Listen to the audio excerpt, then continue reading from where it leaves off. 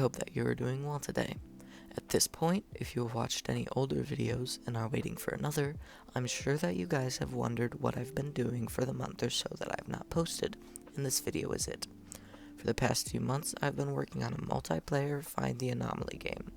Player 1 controls a character inside the house and has to avoid rogue ghosts, while Player 2 has to help Player 1 find the anomalies and survives a FNAF 4 style gameplay. Making this took me a while, and I don't have any footage of the progress, but I promise I will work on that. After finding a good multiplayer template with a VoIP system, the first thing that I worked on was the player code and getting the laptop/camera system to work properly. Then I made an okay anomaly spawning system, which I eventually changed later into a more efficient one. The house model took me a while to get to a passable stage, and it still doesn't have any furniture inside. At this point, the anomalies are shown as dolls, and turn to look at the player when the player gets near. Currently, there is no threat for either player, and no haunted events or sounds to happen.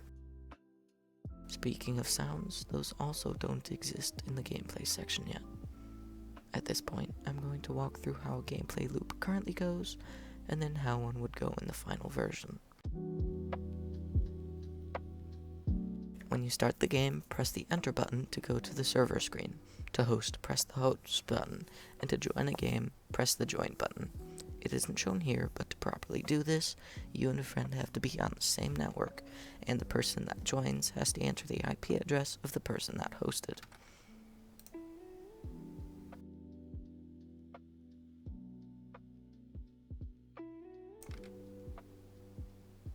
When the gameplay section starts, Player 2 doesn't have a lot to do, just look at the laptop through a camera attached to Player 1. Player 1 has to walk around, and Player 2 would alert Player 1 to the location of an anomaly. On the video, I go around and find the anomalies, and you can see that it takes some time to do. So, when there are threats and more interesting gameplay mechanics, it shouldn't be as boring as this. I'm now going to speed up the video and show you how the gameplay goes in about 3 times the speed. And by the way, press Ctrl to speak to the other player. This isn't shown in the video though.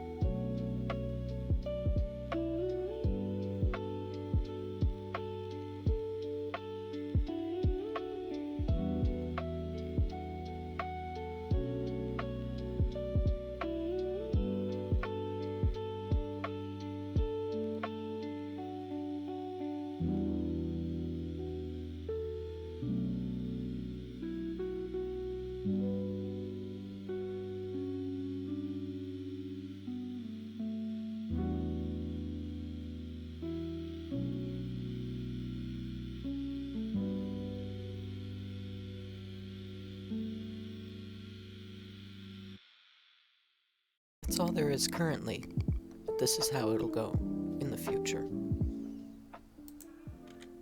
When the game is started and both players are connected, both players will have a job to do. Player 1 will help Player 2 get rid of all the anomalies while avoiding a ghost and several haunted objects. The ghost will follow a path through the rooms of the house in no particular order. When the player gets too close to the ghost, their screen will get fuzzy and the ghost will give chase. It is relatively slow, but it is drawn to certain sounds that things make. Certain rooms will have things that can be interacted with by the player, the ghost, or anomalies, such as a lamp or a cabinet. When the ghost goes past one of these objects, it will revert to its default state. The same can be said for anomalies that spawn around/in that object. If player 1 is killed by the ghost, player 2 is swarmed by dolls and killed. When 20 anomalies have been found, there will be a chase scene in which player 1, after grabbing a key from the table, has to get out of the house as fast as possible. Player 2 has a wildly different gameplay loop from player 1. Player 2 has to help out player 1 with finding and disposing of anomalies via the laptop that displays a camera feed of player 1's POV. If an anomaly is not found within a certain time limit, there will be a haunted event that changes player 1's experience, as well as sending a ghost to the shed that player 2 is hiding in. To get rid of the ghost, player 2 has to listen for sound cues at the window or the door, and then has to close each one of them. If player 2 is hit by the ghost 3 times, player 2 dies, and player 1 has 1 minute before they are swarmed by dolls and killed. If player 1 only needs to find 1 anomaly, they can technically do that and get to the chase scene and win the game. Once 20 anomalies have been found, the ghost outside the shed will try its best to kill player 2. There are different endings, one where both players die, one where both players live, one where player 1 dies and player 2 lives, and one where player 2 dies and player 1 lives. Each has a different cutscene/drawn ending.